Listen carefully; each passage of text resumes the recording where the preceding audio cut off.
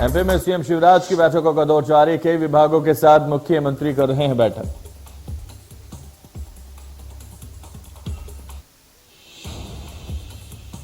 भोपाल में आरजीपी में नवनिर्मित खेल परिसर का सीएम शिवराज ने किया लोकार्पण। अंतर विश्वविद्यालयीन बैडमिंटन प्रतियोगिता का किया शुभारंभ। बैडमिंटन में आजमाए हाथ।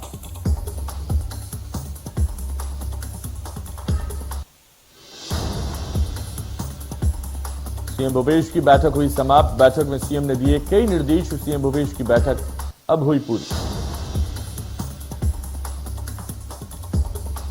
उन्होंने कहा कि ट्रॉप डायवर्सिफिकेशन के लिए हर ब्लॉक में कार्यशाला का आयोजन किया जाएगा। फसल विविधीकरण हेतु प्रत्येक विकास खंड में कार्यशाला का आयोजन कर जागरूक करें। साथ ही कोविड की तीसरी लहर के लिए केंद्र से प्रोटोकॉल जारी किए जाने का अनुरोध किया। सीएम ने कहा कि कोविड तीसरी लहर से डरने की जरूरत नहीं, सतर्क रहने की जरूरत है।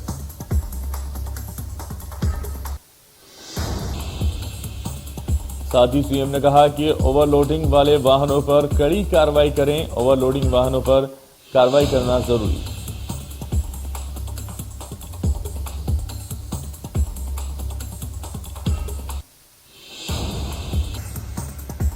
प्रदेश में आनंद विभाग का होगा पुनर्गठन। अध्यात्म विभाग वापस बनेगा धर्मस्व विभाग।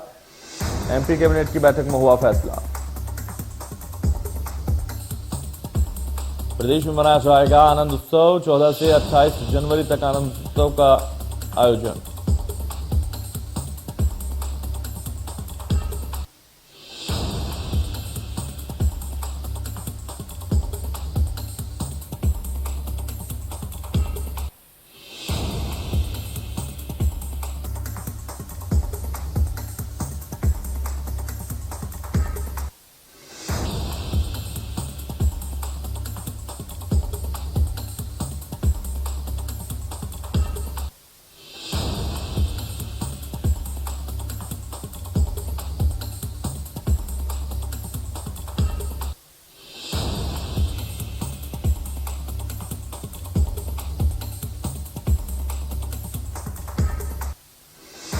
बीजापुर के नक्सल प्रभावित बस्तर संभाग के अंतिम छोर बीजापुर जिले के भोपालपट्टनम में आज बनेगी नगर सरकार।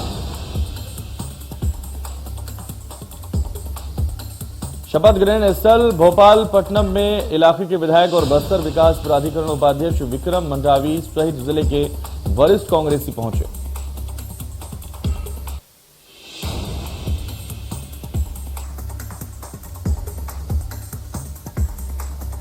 मुंगेली नगर पालिका परिषद के अध्यक्ष पद के लिए चुनाव आज। परिषद के 21 वार्डों के पार्षद करेंगे अपने मतों का प्रयोग। बीजेपी के पास से 11 तो वहीं कांग्रेस के पास 10 पार्षद। बीजेपी से गायत्री आनंद देवांगन तो कांग्रेस से हेमेंद्र गोस्वामी मनुराज सोनी हो सकते हैं अध्यक्ष पद के चेहरे।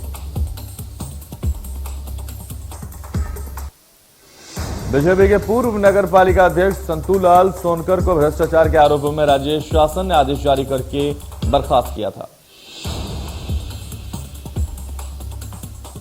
सुरक्षा के पुख्ता इंतजाम मद्देनजर बड़ी संख्या में पुलिस बल तैनात। कांग्रेस और बीजेपी के शीर्ष नेताओं ने झोंकी ताकत। जिले के प्रभारी मंत्री रुद्र कुमार रहेंगे मौजूद।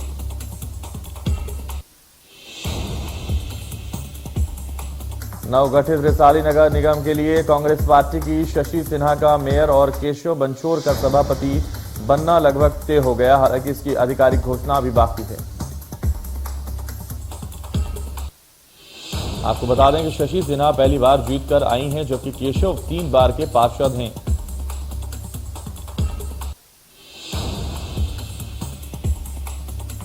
सांसद शंकर लालवानी और आयुक्त प्रतिभा पाल द्वारा शहर की वायु गुणवत्ता सुधार हेतु रेड लाइट इंजन ऑफ का कार्यक्रम चलाया गया।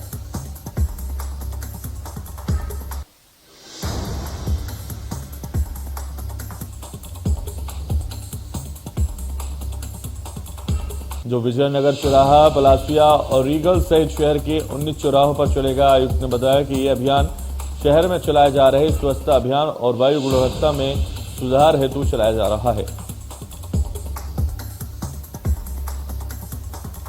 नवगठित रिसाली निगम के 40 नवनिर्वाचित पार्षदों को जिला कलेक्टर सर्वेश्वर नरेंद्र भूरे ने शपथ दिलाई। कड़ी सुरक्षा व्यवस्था के बीच पांच की संख्या में सभी पार्षदों ने शपथ ग्रहण की। भिलाई चरोदा की तरफ किसी भी प्रकार के विवाद संभावना से पार्षदों को दूर रखने के एक साथ जगन्नाथपुरी मंदिर के दर्शन करने भेज दिया गया था। पूरी धाम से आते ही सभी पार्षदों को शपथ दिलाई गई।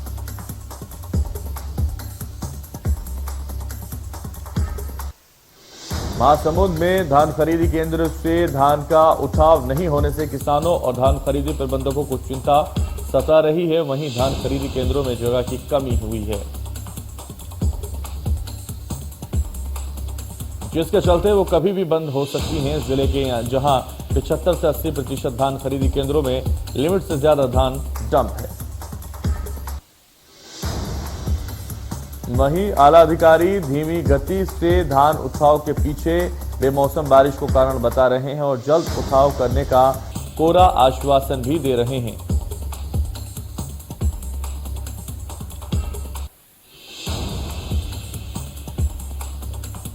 बुरहानपुर में कॉलोनी विकसित करने वाले कॉलोनीनाइजरों के धोखाधड़ी के मामले। ताजा मामला शहर से सटे ग्रामीण इलाका बाड़ा जैनाबाद का है, जहां सरकारी कर्मचारी, राजनेताओं और टेक्सटाइल कारोबारियों ने अपना आशियाना बनाने के लिए जमीन खरीदी थी, लेकिन जमीन के पास से बाईपास मार्ग विकसित होने से कॉलोनीजर पे अब प्लॉट देने से मुकर रहे हैं और कह रहे हैं कि बाजार मूल्य का भुगतान करो या फिर पीछे वाली जमीन पर प्लॉट लो।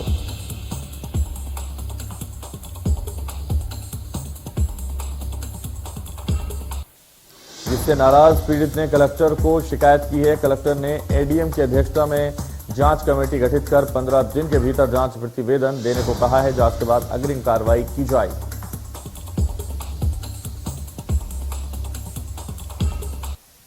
छत्तीसगढ़ में लगातार कोरोना के बढ़ते मामलों को लेकर बिलासपुर में नाइट कर्फ्यू लगा दिया गया है। साथ ही वैवाहिक और अंत्येष्टि कार्यक्रम को छोड़कर बाकी सभी कार्यक्रमों पर रोक लगा दी गई है।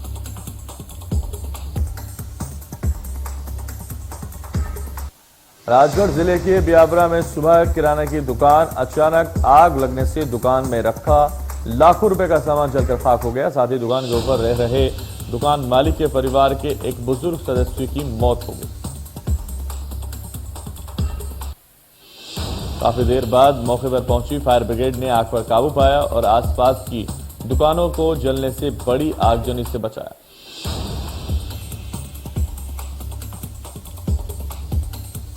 एनटीपीसी कोरबा के कार्यकारी निदेशक विश्वरूप बसु को पत्रकारों के गुस्से का सामना करना पड़ा। एनटीपीसी के पीआरओ हिमानी शर्मा की तरफ से मिसमैनेजमेंट से नाराज वरिष्ठ पत्रकार अफसरों पर भड़क गए और प्रेस कॉन्फ्रेंस का बहिष्कार कर दिया। जानकारी के मुताबिक मंगलवार को एनटीपीसी प्रबंधन ने प्रेस वार्ता का आयोजन किया था। इसकी सूचना पीआरओ हिमानी शर्मा ने प्रेस क्लब को दी थी। एनटीपीसी प्रबंधन ने इस प्रेस वार्ता को सबको आमंत्रित किया था। सभी पत्रकार एडमिनिस्ट्रेशन बिल्डिंग पहुंचे और इस दौरान गार्ड ने सीनियर पत्रकारों से बदसलूकी की और पत्रकारों ने इसकी सूचना अफसरों को दी, लेकिन अधिकारियों ने इसे नजरअंदाज कर दिया, जिससे नाराज पत्रकारों ने कॉन्फ्रेंस हॉल पहुंचकर विरोध जता दिया।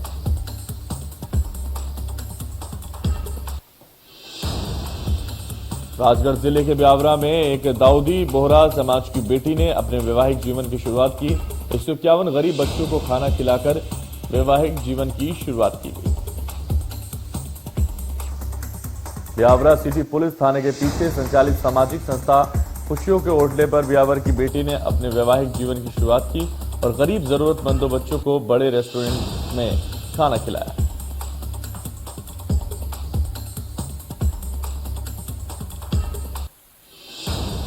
छत्तीसगढ़ के कांकेर जिले के एसपी शलभ सिन्हा मंगलवार को दिन भर सुर्खियों में छाए रहे। कांकेर पुलिस के द्वारा आयोजित एक कार्यक्रम में उन्होंने मशहूर सिंगर मोहम्मद रफी का वादियां मेरा दामन गाकर अपनी सुरीली आवाज से सबको दीवाना कर बना दिया। एसपी के अंदर छिपी सिंगिंग की इस प्रतिभा को देख सब हैरान रह गए और वहीं एसपी की मधुर आवाज सुनकर कार्यक्रम में मौजूद अफसर भी तालियां बजाने से खुद को नहीं रोक पाए।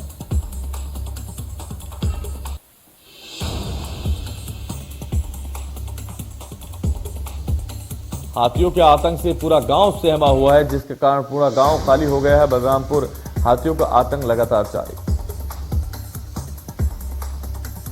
वहीं देर रात ग्रामीण लुर्गी और कनकपुर में 250 परिवार को पंचायत चुनाव और हॉस्टल में शिफ्ट कर दिया गया।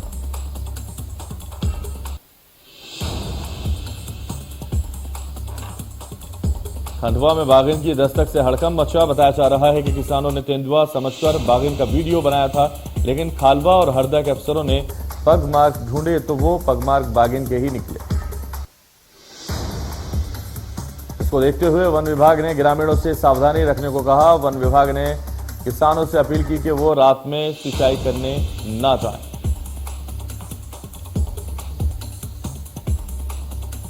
विदिशा जिले को पूरी तरह से नशा मुक्त करने के लिए मुख्यमंत्री शिवराज सिंह चौहान के निर्देश पर पुलिस प्रशासन द्वारा नशीले पदार्थ बेचने वालों पर लगातार कार्रवाई की जा रही है। बता दें कि पुलिस ने नशा मुक्ति का संदेश देते हुए पेंटिंग प्रतियोगिता आयोजित की, जिसमें स्कूली विद्यार्थियों ने हिस्सा लेकर नशे के दुष्परिणाम बताते हुए पेंटिंग उकेरी, जो लोगों को जागरूक किया। इस मौके पर पुलिस अधिकारी और विद्यार्थियों ने कहा कि हमारा उद्देश्य पेंटिंग के माध्यम से लोगों को नशे से होने वाले दुष्परिणामों के प्रति जागरूक करना, ताकि हम अपने परिवार, समाज और देश को नशे से बचा सकें। अशोकनगर में राजमाता चौराहे के पास बाईपास रोड पर स्थित श्रीराम एनक्लेव के बेसमेंट में सोनालिका ट्रैक्टर पार्ट्स रूम में अचानक आग लग गई। आग के भड़कने से पहले ही स्थानीय नागरिकों को इसकी सूचना लगी। सूचना मिलते ही दमकल विभाग की कई गाड़ियां मौके पर पहुंची और आग बुझाना शुरू कर दिया। बताया जा रहा है कि सुबह पानी की मोटर चलाने के दौरान स्पार्किंग हुई, जिसके चलते आग लग गई। बेसमेंट के जिम में स्थान पर आग लगी, जहां पर आपको बता दें करीब 1000 लीटर से ज्यादा ऑयल रखा हुआ था। आग उस ऑयल तक नहीं पहुंच पाई और बड़ा हादसा होने से बच गया।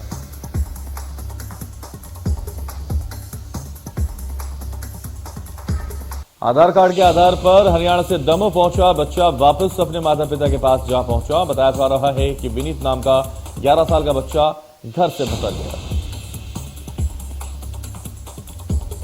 विनीत के परिवार का पता लगाने के लिए कलेक्टर दमोह ने आधार को आधार बनाकर उसके परिवार का पता लगाने के निर्देश दे दिए, जिसके बाद ई गवर्नेंस द्वारा बच्चे के आधार कार्ड का पता लगाकर बच्चे के स्कूल और उसके घर का पता लगाया जा सका और बच्चे को सही सलामत घर पहुंचाया गया। धमतरी के अर्जुनी केरा गांव थाना क्षेत्र में मोटर पंपों से केबल वायर चोरी होने से किसान काफी परेशान। किसानों ने पुलिस प्रशासन से चोरों पर कार्रवाई की मांग। किसानों ने बताया कि क्षेत्र के करीब 100 से ज्यादा किसानों के खेते से वायर चोरी हो चुकी है, जिससे किसानों को आर्थिक नुकसान उठाना पड़ रहा है। वन भूमि पर कब्जे को लेकर बलरामपुर जिले के राजपुर थाना क्षेत्र के ग्राम पंचायत अलखेड़िया पक्षों में दो खूनी संघर्ष हो गया और उसके बाद लाठी डंडे भी खूब चले। साथ ही टंगिया से भी हमला किया गया। खूनी संघर्ष में दो पक्षों में मारपीट हुई। घटना की जानकारी मिलने के बाद मौके पर पुलिस पहुंची। राजपुर पुलिस की टीम ने घायलों को तत्काल सामुदायिक स्वास्थ्य केंद्र में भर्ती कराया। इस घटना में शामिल 3 लोगों को पुलिस ने घटना में प्रयुक्त लाठी डंडे और टंगियों के साथ गिरफ्तार कर लिया।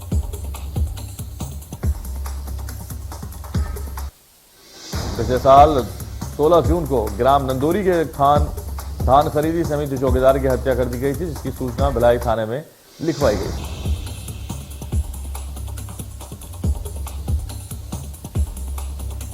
वहीं अनुकंपा नियुक्ति को लेकर मृतक की पत्नी और बेटा दुर्ग जिला कलेक्ट्रेट पहुंचे थे, जहां उन्होंने अनुकंपा नियुक्ति नहीं दिए जाने को लेकर शिकायत की।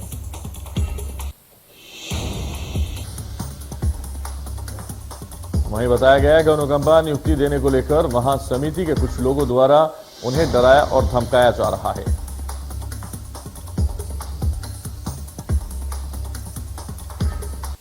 कवर्धा में नेशनल हाईवे से खराब दुकान हटाने की मांग को लेकर जोगी कांग्रेस ने ज्ञापन सौंपा। जोगी कांग्रेस ने प्रशासन को 1 सप्ताह का अल्टीमेटम दे दिया। अगर मांगे नहीं मांगी गई तो पार्टी मुख्यमंत्री निवास का घेराव करेगी। दुकान न हटाए जाने पर आंदोलन की चेतावनी भी दी गई।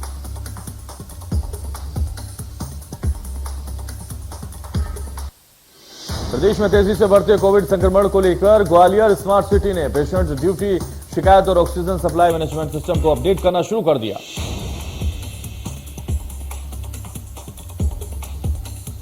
साथ ही कंट्रोल कमांड सेंटर में तैनात ऑपरेटर समेत मेडिकल स्टाफ को भी ट्रेन किया जा रहा है।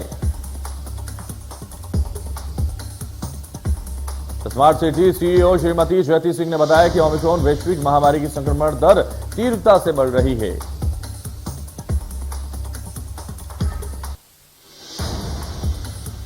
दिल्ली का air quality index very poor category में, जहां एयर क्वालिटी इंडेक्स 369 दर्ज किया गया। कोरोना को लेकर रेल मंत्रालय सख्त, लापरवाही करने वालों पर की गई कार्रवाई। 2600 या रेल यात्रियों से वसूला गया 3 लाख जुर्माना। बिना मास्क के ट्रेन और प्लेटफॉर्म पर थे यात्री। अप्रैल से लगातार अब मास्क लगाने की अपील की जा रही है। देश पिछले 24 घंटे में कोरोना के 50,000 से नए केस आए सामने। एक दिन में 534 लोगों की मौत। महाराष्ट्र में बीते 24 घंटे में कोरोना के 18,466 नए केस आए सामने। एक दिन में 20 मरीजों की मौत।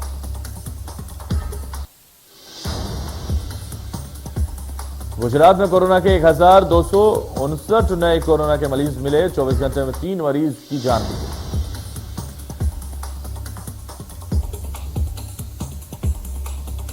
दिल्ली में पिछले 24 घंटे में कोरोना के 5,500 केस आए सामने। एक दिन में 3 लोगों की मौत भी हुई।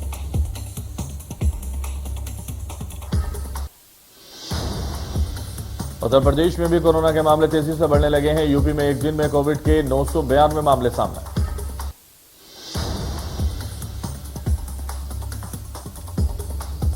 केरल में कोरोना के 2,506 नए मामले सामने आए। पिछले 24 घंटे में 71 संक्रमितों की मौत। एक्टिव केस 9,000 के पार। पश्चिम बंगाल में पिछले 24 घंटे में कोरोना के 6,078 नए मामले सामने आए। इसके साथ ही कोरोना नियमों के लिए प्रशासन सक्रिय हो गया। तमिलनाडु में कोरोना के 2,731 नए मामले सामने आए। 9 संक्रमितों की मौत हो गई। हरियाणा में 24 घंटे में कोरोना के 1,135 नए मामले आए। एक दिन में 2 मरीज की मौत हुई। हरियाणा में 24 घंटे में कोरोना के मामले 43.6% का इजाफा हुआ। साइबर सिटी ग्राउंड में सबसे ज्यादा केस दर्ज किए गए। देश भर में कोरोना के नए वेरिएंट ओमिक्रॉन का खतरा लगातार तेजी से फैलता जा रहा है। महाराष्ट्र में ओमिक्रॉन के कुल 653 मामले सामने आए। वहीं राज्य में 193 मरीज रिकवर।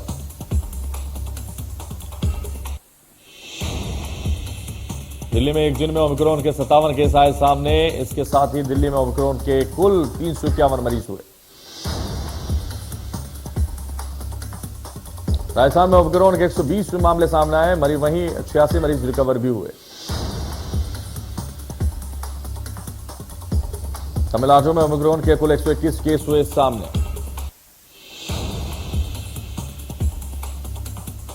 कर्नाटक में ओमिक्रॉन के 64 नए मामले आए। इस दौरान राज्य सरकार ने पाबंदियां लगा दी। गुजरात में भी ओमिक्रॉन के मामले तेजी से फैल रहे हैं, जहां ओमिक्रॉन के 136 मामले सामने।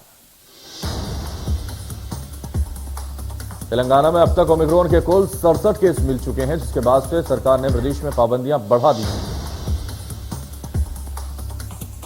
हरियाणा में ओमिक्रॉन के कुल 71 मामले सामने आए। वहीं प्रदेश में 59 मरीज रिकवर भी हुए।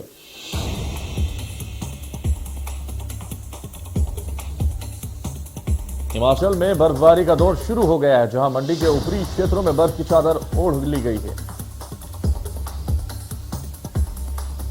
मौसम विभाग ने मंडी में 5 जनवरी तक भारी बारिश और बर्फबारी का अलर्ट जारी कर दिया। वहीं मौसम विभाग ने जिले में 7 जनवरी तक मौसम खराब रहने का अनुमान भी लगाया।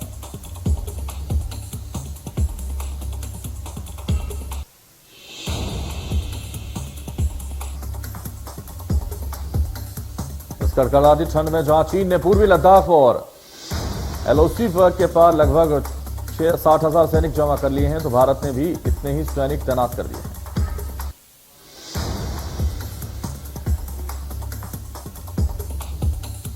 जम्मू कश्मीर के पुलवामा में सुरक्षा बलों और आतंकियों के बीच मुठभेड़ हो गई।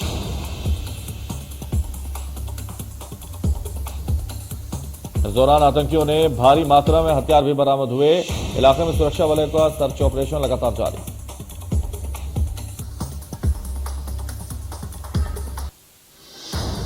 सिंगर सोनू निगम को भी कोरोना हो गया। सोनू निगम के साथ उनकी पत्नी और बेटे को भी कोरोना पॉजिटिव आया। सोनू निगम ने अपने इंस्टाग्राम हैंडल पर अपने कोविड पॉजिटिव होने की जानकारी दी।